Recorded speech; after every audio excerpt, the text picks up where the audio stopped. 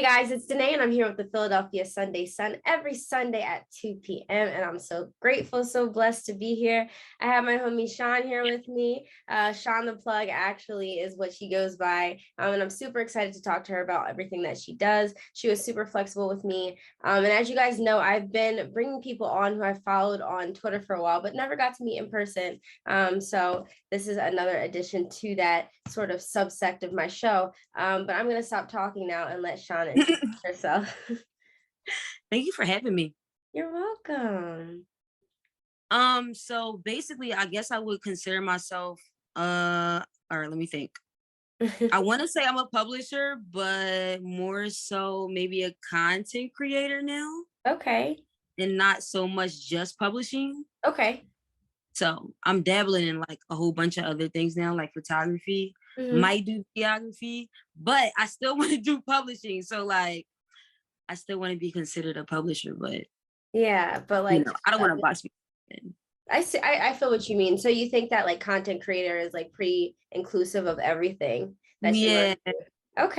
Okay. So that's interesting you say that because the word or the phrase or term or title, content creator has become so nuanced these days. You know, like a lot of people think of white women, Starbucks cup, TikTok, but I'm glad that you are interested in exploring that role. So what made you decide that you wanted to kind of expand and branch out from just like the publisher writer role that you've had for years? It's fun. It's fun. I think watching it all like come together at the end.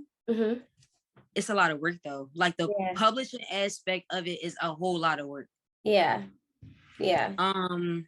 I feel like I can deliver the same thing just in other forms, maybe like visual ways or like even audio, stuff like that, like podcasts. Yeah. So and we're going to talk about podcasts too, for sure. Yes. I think I just wanted to like more so not be so boxed in and just try to explore my options maybe. Because I know I can do way more than just like publishing, although I love it. Right. Okay, so it sounds like you want your hands in a bit of everything. You want to be a part of the entire process. And recently I watched an interview with Issa Rae talking about how that was kind of what she did too, but she would never do it again because it's so much. Do you feel like you'll ever get to a point where you're just tired of doing everything, you kind of want to hand stuff off? Or are you of the mindset of like, this is my baby, I'd love to have my hands in every single part? It's times where I think I do need help. I hate asking for help. I'm with people, but like if I really feel like I need it, I'm like, okay. Depending on how big maybe the project is, then I'll be like, okay, you might need help. Right. But I don't know, because like you said, when something is really like your pride and joy, it's hard to bring other people in on those projects. Like y'all don't have the same vision. Right. I guess it's about trusting people though, more than anything else. Yeah, that's kind of like hard for me too. So I definitely get it 100%. Okay. Yeah, but so you started out with music blogs and then it turned into a magazine. So I'm curious to know, like 2015, 2016, when you started your blog, what was your inspiration at the time that made you kind of be like, okay, I want to do something more than just tweet about my thoughts, or I want to do something more than just have conversations with my friends about my thoughts on music? Like what prompted you to put it in a digital form that was for others to consume? That's actually a good question. Thank you. I think I've always been super into music. I'm bad at math, science. Like I can write. I like music. I'm like, all right, I can combine the two somehow and make it, entertaining at least, and it'd be something I like to do. I think around that time, blogs were popular. They were definitely like a blog era or something. Yeah. It's around that time, and I think that's when I got into it. Like I was in the midst, like all of it. Yeah. So, what are your conversations outside of the blog space or whatever you're doing? What do your conversations with your friends look like surrounding music? Wow. One of my friends actually, now that I'm thinking about it, me and my friends don't talk about music like in deep conversation. But I have one friend that's a producer, and we actually talk about creating playlists together and like getting them out. That's like one of our goals that we want to do for this year, actually. Oh, that's dope. Okay, a drop. I'm excited for that. I really enjoy playlists. I'm Yeah, not good at making them myself because they're it's like fun. so specific. Yeah, like you have to really Yes. be good at like the transitions and everything like that. And I'm just like, oh, I like this song. I like this song. I like this song. I'm gonna just put it Yeah. in whatever order. So I really have respect for people who can take the time out to like pay attention and have that ear about how things should flow into each other. Mhm. That's awesome. Okay. So what trends were going on again, just to go back to your blog, what was going on in like 2015, 2016 that like was really like, I need to write about this? Or was there anything specific that you could think of? At the time, I think I was covering Philadelphia artists like locally. Mhm. I think I was going to shows. I want to say I was going to like shows that they were having and Mhm. covering them or Okay. interviewing people. Okay. Okay. So I think that was just how I ended up creating a name for myself over time, Hmm. sticking to it and then changing the format of how I was doing it. Yeah. But I think usually, I don't know, the Philadelphia music scene changed a lot from then and now. So How so? I don't know. It's a lot of, I guess the artists changed. Like the Hmm. artists that were around then, they're not, some of them are still around, but it's like a whole new set of people almost, it seems like. Or some of them rebranded. Yeah. Okay. That's funny because rebrand is like this like trending topic on Twitter right now. Um, Yes. yeah. So I'd love to hear Yes. your thoughts on that, like artists rebranding themselves. I like it if they do it the right way. I will say that. Okay. Okay. Wow. Who was I just talking to about this on Twitter? Something about Sierra rebranding. Uh-huh. Like the way she rebranded was crazy because you forget that she was with Future. Right. Yeah. I'm like, it always like, I never even think about it until I Yeah. see it. I'm like, damn, he was with Sierra.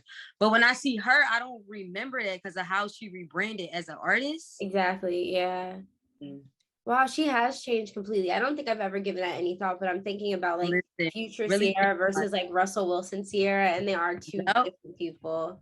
completely. I feel like a lot of people don't think about it, but that was like one of the best probably rebrands for a music artist, I feel like.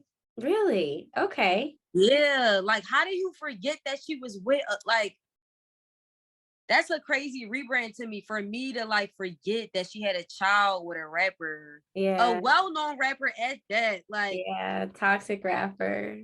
that's a crazy rebrand. Yeah, yeah, it is. Okay. So your blog started out, it's just a couple followers, whatever, and then it became a magazine. So what's the difference between writing for a blog and writing for a magazine? I think for me personally, it was all of the layouts that I had to come up with. Like Mm, it's the detail, like page by page by page. Whereas though with yeah. a blog, it's not literally like page by page like that in a literal sense. Yeah. So you could format it a little bit differently on a blog. It's probably easier to format it on a blog than a Yeah. physical like print magazine. Yeah. Yeah. And at this point you have like 6 issues under your belt, is that correct?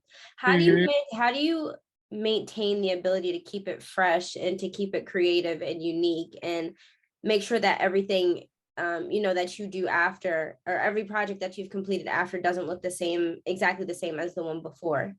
Oh my gosh, that's the hardest part. Mm, That's actually the hardest part was them not looking the same and them having it like it's weird. I feel like they started to look better over time. mhm. I don't know, maybe technology or like maybe I probably got like better programs or like started to learn stuff. Uh-huh. Um, it's just interesting to see how it changed from like 16 Yeah. to 2019. Right. Like the formats look better, fonts are better. Like Awesome. it's Yeah. crazy. It's nice seeing the growth though. Go back Yeah. and look at it sometimes. That's awesome. I can imagine though that it's like such a fine line between, and just to talk about rebranding, because in a sense it's kind of what you're doing not rebranding, but you just are trying to like refresh, like make things fresh. Mhm. So I imagine it's like a very thin line between wanting to make sure that your next project is better or looks better, but also wanting to keep that same voice. Have you ever had an issue with trying to make sure that you're maintaining your voice while also trying to grow as an artist? Hmm. I don't think so. Okay. Not really. That's good. No, that's good. Yeah, I think so. Yeah. Okay. Okay. So earlier we talked a little bit about podcasts. So it seems, like blogs were like the thing of like the early 2010s, like whatever. But now podcasts are taking over. What are your thoughts on that space? And can everybody who blogs be a podcaster? Oh my gosh. I don't think everybody who blogs can be a podcaster. Okay. Everybody has the personality to have a podcast. That's number one. Yeah. Like, or a talk show for that matter. Like, everybody just doesn't have that personality. Yeah. I do think not blogs. I do think podcasts become oversaturated over time though, also. Because everybody has podcasts. Yeah. Like, even I'm on a podcast, but everybody has a podcast though. Right, like, right. I would start a podcast, but still though, everybody has a podcast. Okay. Which isn't bad, but yeah. But I mean, there's so much controversy going on right now in the podcast scene with like Spotify specifically. Yeah. And like, just to go back to like your music roots with Joe Rogan's podcast, that was just crazy. And now a whole bunch of musicians are pulling their stuff. As somebody who hasn't been on the inside as a musician, but has kind of been had like a first eye view of what the industry looks like. What do you think about people making the statement, like people like India.Arie and Dolly Parton and people like that? What do you think about the statement that they're making by pulling their music? And do you think it makes a difference for platforms like Spotify? They're pulling them off the streaming services, right? Yeah. But what is their reasoning though? Because so Joe Rogan had a podcast and he just said some like just crazy stuff. And so they're basically like, oh, you guys are allowing this man to keep his platform, so we're pulling our music. I see what you're saying. It's like an affiliation type thing. Yeah. I get it. That's interesting. I don't know, because I'm trying to think, like, if I was actually in their shoes though, yeah, would I want my music pulled? I probably would, because it's like, if you're associating yourself with someone that's saying like crazy things, maybe, I don't know. Yeah. They're not wrong though, I will say that. Right. I don't think they're wrong for feeling how they feel, no. Okay. That's a fair answer. Yeah, that's definitely fair. Yeah, because I feel like their fans personally would be like, they might feel a way if they choose to stay on that platform knowing that someone is, you know what I mean? Like, yeah. I get it. And that's going like into the nuances of what it means to be an artist today. Like with, I feel like everything's controversial at this point. Somebody's doing something, somebody's saying something. And I feel like artists are also always on this sort of tightrope between like, do I keep my business here because it's potential money, or do I just completely remove association? So for someone like you, is that the type of stuff that you'd be interested in writing about? Or like, do you typically just write critiques or reviews of music? I actually haven't written anything that was like on a serious level. I want to get into it though. Yeah. I do want to get into it. I want to start writing about a lot of different things. So that would probably be a good, like, that'd probably be a good place to start though. Yeah. What type of things are you interested in? Oh my gosh. I want to write films and everything. It's a shame.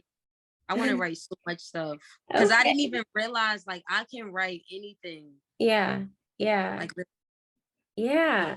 I mean, and writing is just like so difficult. And it takes a lot out of you like mentally. So how do you so seamlessly mix the sometimes grueling work of writing a cohesive piece and also mixing in your art with that, like the photography and the other things that you're doing? Like, how do you mix those together in a way that just seems so seamless in a magazine? Wow, maybe just expressing myself. I feel like being honest. Yeah. Anything else? Yeah. I probably should be a little more poetic. I'm working on that. I'm inspired by other people's writing, people that use like really like nice words and stuff. I want to write like it's dreamy. Yeah, like it's dreamy for me. Yeah. I definitely agree. As a writer myself, you're always like striving to get better. But so would you say that childhood Chan is like living her dreams right now? Or like, what was the dream for you as a child? I think about this so much. I get asked this so much, and I'm always like, what did I want to be? I had to answer this question. It had to be a few months ago for a class, and I ended up texting my mom, like, what did I want to be? Wow. I think she was like, I don't remember. But from what I remember, I wanted to be a cook. Really? Yeah, I wanted to be a cook from what I can remember. Okay. And so now you're doing something completely different. So kind of, can you take us to the Sean that wanted to be a cook potentially to the Sean who creates magazine and does content creation and things like that? Like what is the bridge that led you from where you thought you would be to where you are now? It was them hot ass kitchens. Yeah. Yeah. That's where I had to draw the line at. Uh-huh. Yeah. It like the environment of being in the kitchen is fun. Mm-hmm. I still love to cook and bake and all that, but I could never like be in it. Their hours are crazy. Yeah. I had to learn, like someone being the chef, they have crazy hours. They're never with their family. Really? I didn't know that. They're never with their family. They cuss like sailors. They're always in the kitchen stressed. Wow. It's hectic. It's so like fast and like I loved it. I did it through high school and everything. But after high school, that was when I went away to college. And that's when I realized I wanted to write. Okay. Yeah. What did you go to college for, if you don't mind me asking? It started off with psychology and it led to journalism. Okay. But I think in a way, like it's really good to have experience in kind of like both those things. Like I think having some knowledge of psychology definitely informs writing. Would you say that, yeah, you would agree? Mm-hmm. Okay, awesome. I love psychology. Yeah.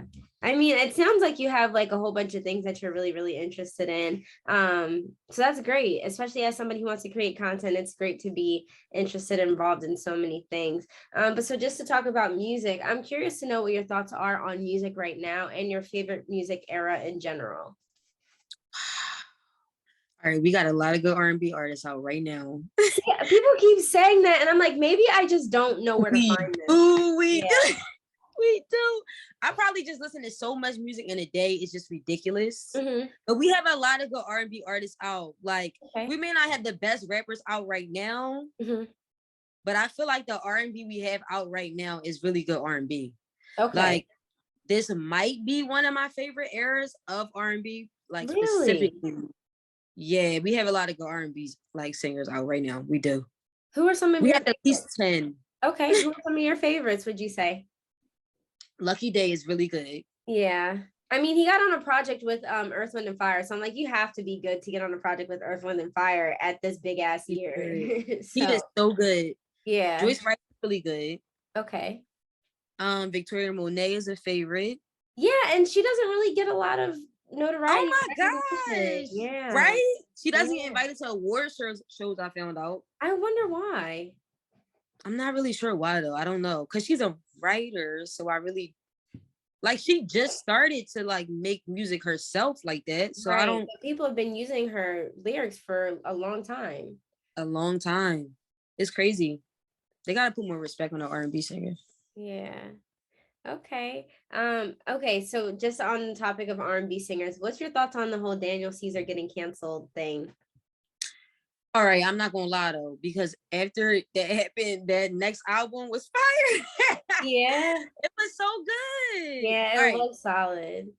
Honestly, I try not to take people's artistry away from them. Mm-hmm. Because if you make good music, that's just what it is. Like, he's not a bad music artist. He just said something that was out of line. You know what I mean? Like, yeah.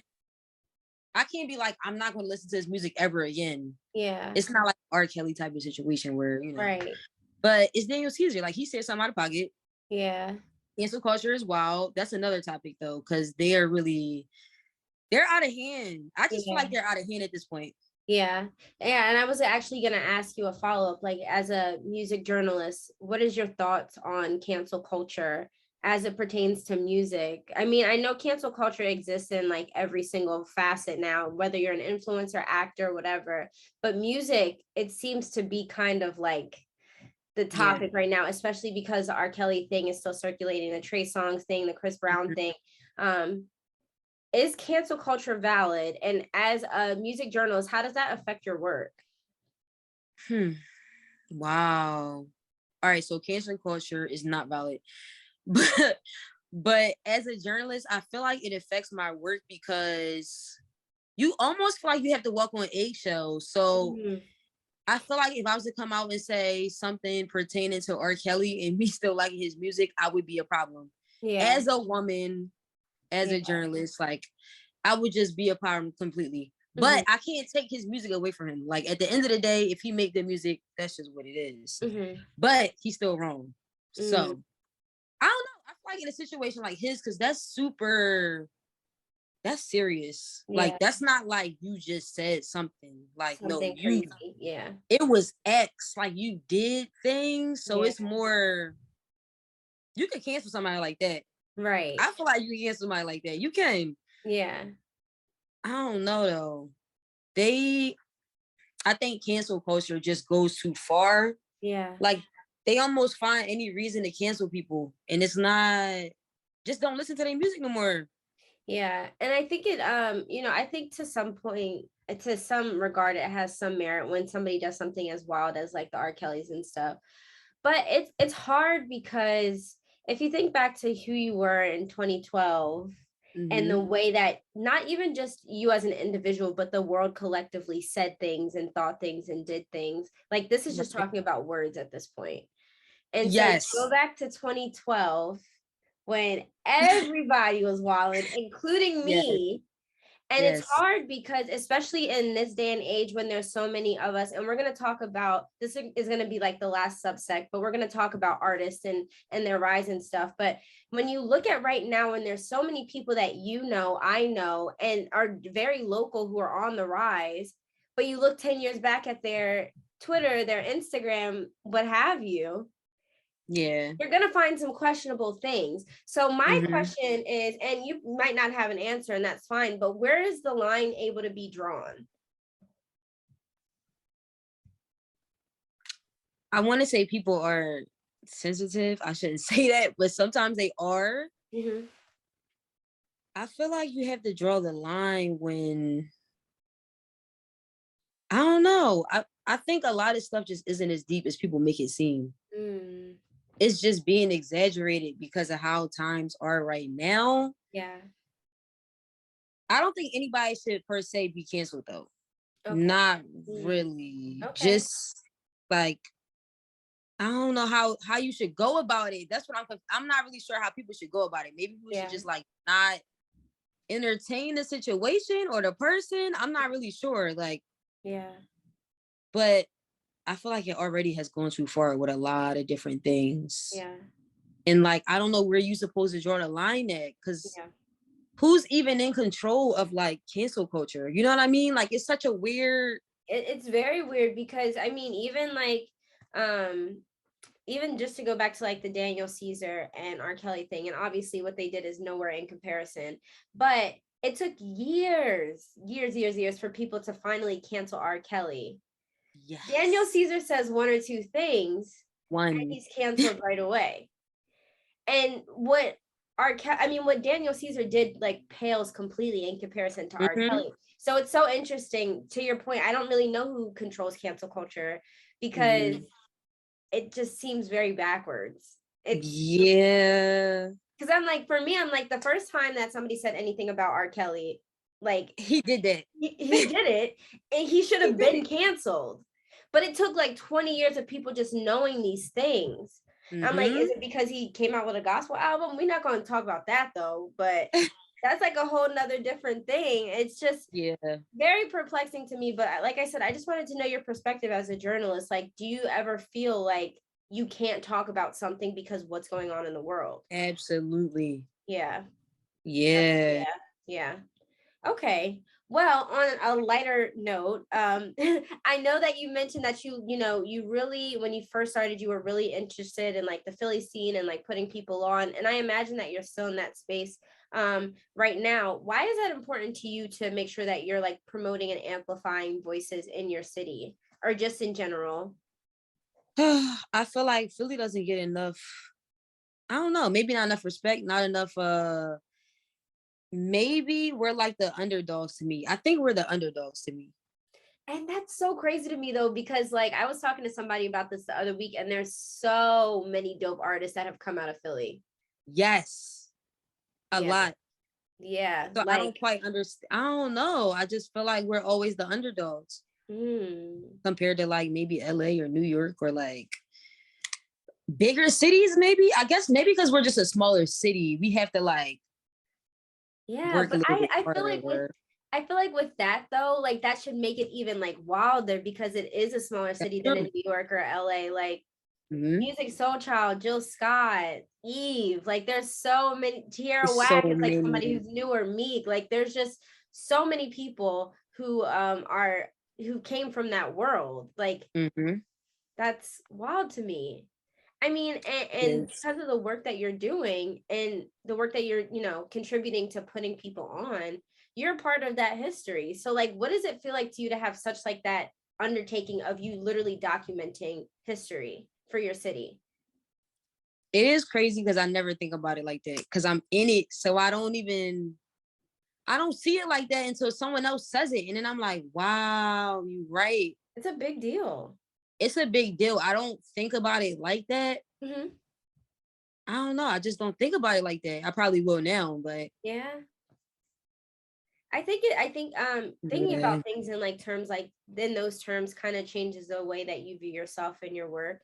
Like for me, I was having a conversation with my mom the other day just about my modeling stuff, and she was telling me, like people, inspiration, history, blah blah blah blah, and I'm like, I don't see it like that. So I get it 100%. Like it's like when you're in it, you don't necessarily think about it. But now because she posed it to me that way, it's all I've been able to think about. And it definitely influences the way that I move and the way that I operate and the way that I work.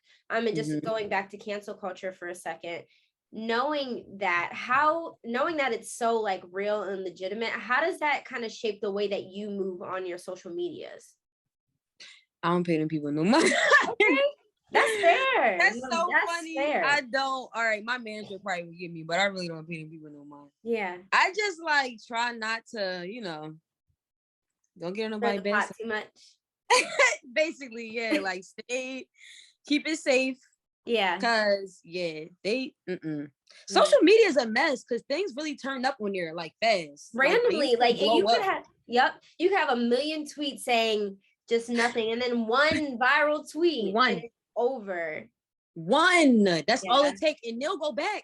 They'll go way back. Yep, they will. I mean, I've never had I've gone semi-viral, like not even anything crazy. But from that, I've had people like go back to tweets from like 2017, and I'm like, 2017 though? Like 2017 Danae is not 2022 Danae. I wait on moments like those. Yeah. Nobody does it to me, but I wait. Because I still said what I say. I'm not deleting it. So yeah, it's coming. It's coming. Trust me. It's crazy. I know it's coming. It always happens. Yeah. So, okay, my last two questions. So, what are your thoughts on your future? Like, do you have plans for the magazine to get bigger? Do you have plans to expand? I know you said you're on a podcast. You plan to do a podcast. Like, what are your thoughts on the future of your brand? It's a lot I want to do. I have a whole like thing in my phone of notes of ideas, and it's ridiculous. Yeah. It's so much I want to do. I'll probably do a lot this year in itself. Okay. But I will bring the magazine back probably at some point because everybody always asks me to bring it back. And I'm like, fine. Yeah. I'll do it. Yeah. I'll probably just do like a couple more. Okay. But outside of that, I'll probably just like expand my own brand. I'll expand Shine a Plug and yeah. Awesome. And it's looking like a big year for a whole bunch of people. So I'm happy that you said that you have like so much on tap for this year. I'm so excited for you. But we're gonna end it on your tagline is life is what you make it. So make the best of it. So what is living your best life? What does making the best of it look like to you? Oh, living a carefree life, doing what you love. Okay. That's probably it though. Yeah. Doing what you love more than anything else. Yeah. Yeah. And do you think people have a hard time finding what they love to do? Absolutely. So what advice would you give somebody I'm sorry, go ahead. I feel like it took me a while to figure out what I love to do. And it's a lot of people still trying to like figure that out. Right. It's just a matter of probably being patient with yourself. Yeah, yeah. And so is that the advice that you would give for somebody who's trying to figure out what it means to make the best of their life? Yeah, being patient with yourself. Yeah. Trusting the journey. Yeah. Awesome. Well, Sean, thank you so much for coming on my show. Is there anything else that you had or wanted to add before we say goodbye? I think that's it. Awesome. Well, thank you so much for coming on my show and talking to us a little bit about what you do and allowing all of us to get to know you a little bit better. I really appreciate it. And I also want to thank you guys for tuning into another episode of A Millennial Voice, the show. Again, I'm here with the Philadelphia Sunday Sun every Sunday at 2 p.m. Sean can appreciate this because she's a writer herself. And I hope y'all can appreciate, it too, that I also work for the newspaper. I have a column called A Millennial Voice that you guys can check out at www.philasun.com, or you can get the entire paper and print for only $40 a year. Again, Sean, thank you so much for tuning in and sitting here with me and talking to me. And I look forward to seeing your next magazine. Thank you. Bye. Thanks for having me. Of course. See ya.